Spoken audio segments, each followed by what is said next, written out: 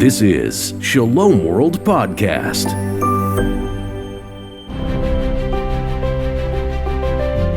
Ryan Beaupré explores the infinite goodness of God and its power in our lives.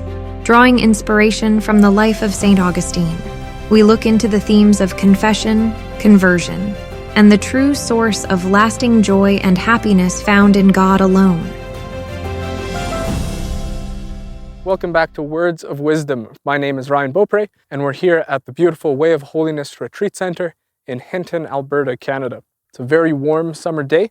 The sun is beating down on my back, so I hope you're more comfortable wherever you're at. So far in this series, guys, we've been talking about God, about positive doctrines about God, things that we know to be the case about God. So we've talked about how God is one, how God is three, how God is love, how God is truth, how God is goodness, and so on. But today, we're going to focus and reflect on what we don't know about God as mystery. It's important as we go through our Christian life that we understand this, that we don't know much about who God is. He's deeply strange. My bishop back home, whom I love and adore, has a saying, Ryan, at the center of our faith is mystery. And a mystery is something we know a little bit about, but not a lot about. So when it comes to God, we know a little bit about God. We don't know a lot. This comes through especially clearly in the story of Job in the Old Testament. We're going to read a little bit of it today. As you remember, Job had a rough go of things. He was a very rich man, and then he lost it all. And what he found was it was very difficult to get the words right, to talk about what God should do in this situation, whether Job was in the right, whether his friends were in the right, whether God was in the right. So let's listen to the story. One day, when Job's sons and daughters were eating and drinking wine in the eldest brother's house, a messenger came to Job and said, "The oxen were plowing and the donkeys were feeding beside them, and the Sabaeans fell on them and carried them off, killed the servants with the edge of the sword. I alone have escaped to tell you." While he was still speaking, another came and said, "The fire of God fell from heaven and burned up the sheep and the servants and consumed them. I alone have escaped to tell you." While he was still speaking, another came and said, "The Chaldeans formed 3 columns, made a raid on the camels and carried them off, killed the servants with the edge of the sword. I alone have escaped to tell you." And while he was still speaking, another came and said, "Your sons and daughters were eating and drinking wine in their eldest brother's house. Suddenly a great wind came across the desert, struck the 4 corners of the house, and it fell on the young people, and they are dead. I alone have escaped to tell you." Then Job arose, tore his robe, shaved his head, fell on the ground, and worshipped. He said, "Naked I came from my mother's womb. Naked I shall return there. The Lord gave, and the Lord has taken away. Blessed be the name of the Lord." In all this, Job did not sin or charge God with wrongdoing. The story continues. It's a long book. But what ends up happening is Job loses even his health after all of these calamities. And at one point, he's sitting on a pile of ashes, scraping his wounds with a broken pot. It's about as sad as it could possibly get. My goodness. His friends come along, and what they try to say is, "Look, Job, this wouldn't have happened if you were a good guy. God is just, and so he rewards the good and he punishes the guilty. He's punished you, therefore you must be guilty." Friends say, "We know who God is and we know how he works. And because of this, well, Job, you've got to have messed up somewhere along the way." But Job is looking at a situation and he's like, "No, I don't think that's not right. Is this a punishment? Where did I go wrong?" And so he doesn't curse God, but he also doesn't say this is fair, or this is just, or that he understands it. As the story continues, this just gets amped up and amped up and amped up and amped up. The end of the story comes after all these conversations between Job and his friends. And the Lord shows up. Let's pay attention to what God says to Job. The Lord answered Job out of the whirlwind. "Who is this that darkens counsel by words without knowledge? Gird up your loins like a man. I will question you, and you shall declare to me. Where were you when I laid the foundation of the earth? Tell me if you have understanding. Who determined its measurements? Surely you know. Who stretched the line upon it? What were its bases sunk, or who laid its cornerstone? Who shut in the sea with doors when it burst out from the womb? This goes on for pages. God saying to Job, where were you when I made the worlds? Where were you when I built the stars? And he goes through the marvels of creation. God says, look at this giraffe I made. Did you make a giraffe, Job? No, of course you didn't. I made the giraffe. It's a bizarre situation. But the answer is, Job, not just that he didn't curse God, but that he didn't understand the situation, but that he has to understand he doesn't know who God is. Neither do his friends. Neither do any of us. Where were you when I made the worlds? I think contemporary cosmology, astrophysics, only makes this more marvelous. Consider, for example, that at the farthest edge of the visible universe, what the farthest edge of the visible universe is how long it's taken the light to reach from there to here is the age of the universe. So the farthest ends of the universe are 13.77 billion light years away, because that's how much time has existed for the light from those stars to reach us.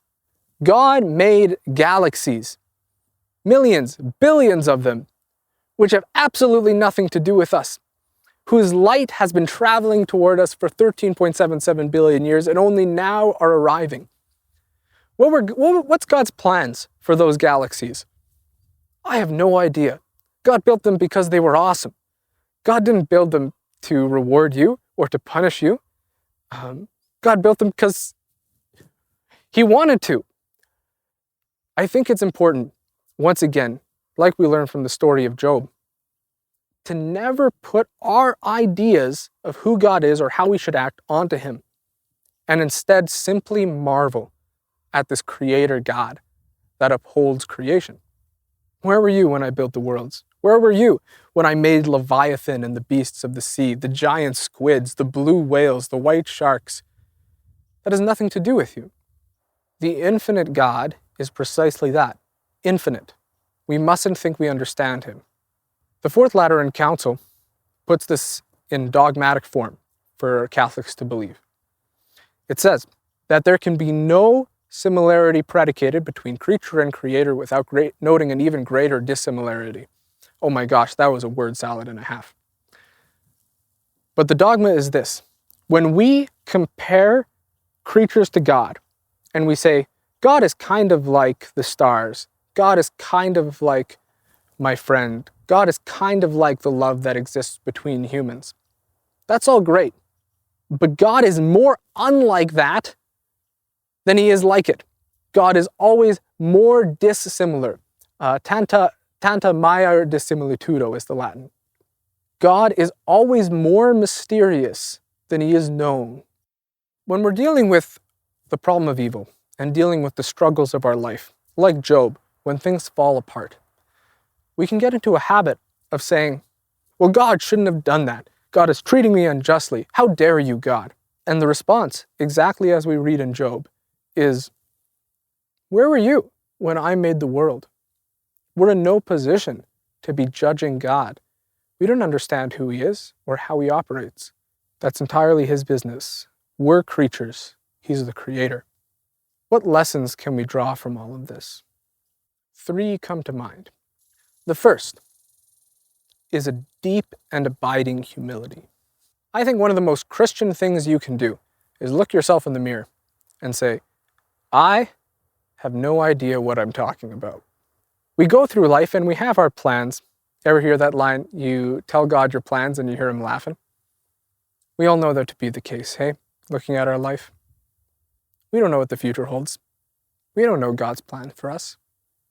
Our job is to love, to react to him, to follow him, never to impose our plans on God. So, lesson number 1 is a deep and abiding humility. Lesson number 2 Be careful about using God's name in vain or thinking we understand him. A pretty common theme in the Old Testament is the Israelites trying to use God in a way that he shouldn't be used. So maybe they take the Ark of the Covenant, which holds the tablets of Moses and holds Aaron's staff, and using it as almost a magic talisman to win wars. So the Israelites are going into battle and they carry the Ark of the Covenant on their shoulders and they think, this way we'll be able to kill more of our opponents. How strange, how strange. They use God as a tool, but they don't understand him. They don't listen to his words. They don't appreciate his majesty and his mystery. I feel we can do this sometimes as well. We think we understand God, and we use that to judge the folks around us. We use that to hate. I think of all the religious hatred in the history of our church. A terrible, terrible thing, condemned again and again and again by the popes. Do we use God to achieve other ends, or do we let God be God? When we think we understand God, when we make God our tool, when we're like, God will make me rich, God will make me powerful, God will make me happy. God will make you happy, but God will make me pretty, or something like this. These worldly goods that we read in the prosperity gospels. Not good. What we're doing is we're turning God into an idol. We're taking our desires, our selfish worldly desires, and we're putting them on God. And then we're saying, God, you have to do this. And at the end of the day, we stop worshiping the one true God who is more mystery than he is known. We stop worshiping the God of Abraham, Isaac, and Jacob who appeared to Job in a whirlwind. And instead, we just worship whatever could make us rich and healthy and pretty. This is not good. So, lesson number 2 is to not use God's name in vain, not to use God as a tool, and to strip away all of our false idols of who God is. Friends, let God be God. Lesson number 3. Given all of this, given that God is more mysterious than he is known, how are we to pray? How are we to pray? The answer is, pray in such a way that you appreciate the mystery, that you appreciate you don't know what you're doing here. When we pray, don't say, oh God, you should forgive me because I'm a good person. You shouldn't say, oh God, you should do this and you should do that. Instead, always appreciate the mystery, even as you're talking to him, and say, God, I don't really understand what's going on here. I don't understand who you are or who I am. But, oh God, please help me to know you more. Lord, I believe. Help my unbelief. Jean-Luc Marion, the 20th century philosopher, gives us various ways we can do this. We can use our posture to pray. So just by standing well and attentively when the gospel is being read, then you're saying, I don't really understand the gospel. I don't understand myself, but I know I should be attentive at this point, and you appreciate the mystery. You kneel in front of the Holy Eucharist and appreciate precisely that, the Holy Eucharist. And in the Holy Eucharist, which we Catholics believe is entirely Jesus Christ. It looks like bread, it looks like wine, it tastes like those things, but in fact, by divine miracle, Jesus Christ is entirely present. This sacrament preserves the mystery of God because it relies so heavily on our faith. We say, I don't understand how Jesus Christ is present in this thing that looks like bread. Truly, I don't get it, but I worship it anyway, and I believe. And I know that God is acting in and through the mystery. All right, folks, where are we at? God is more mysterious than he is known. That's a dogma of the Catholic faith from the Fourth Lateran Council. That no similarity can be predicated between creature and creator without noting an even greater dissimilarity. We see this most of all in the Old Testament story of Job, where Job's friends who are in the wrong try to make God their morality police, and they think they understand who God is. But they don't. That the only correct answer is for Job and his friends to sit there and hear, where were you when I made the world? And Job's correct response is, the Lord gives and the Lord takes away. Blessed be the name of the Lord. From there, we marvel at the strangeness, the bizarreness of God's creation, at the galaxies, at the insects. We learn some lessons. Number one, always be humble. Always be humble, because we don't understand what's going on in our life or how God intends to use it.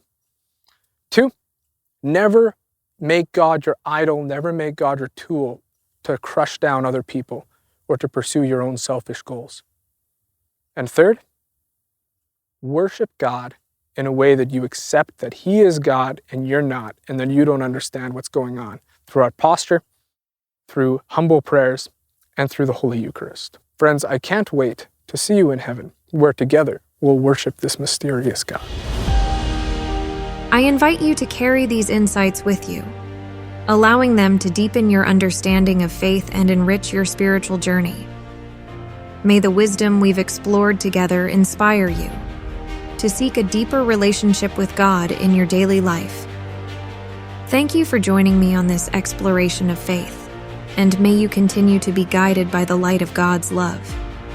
Until next time, may peace and blessings be with you. Shalom World Podcasts is now available on all online platforms, including Apple Podcasts, Spotify, and others.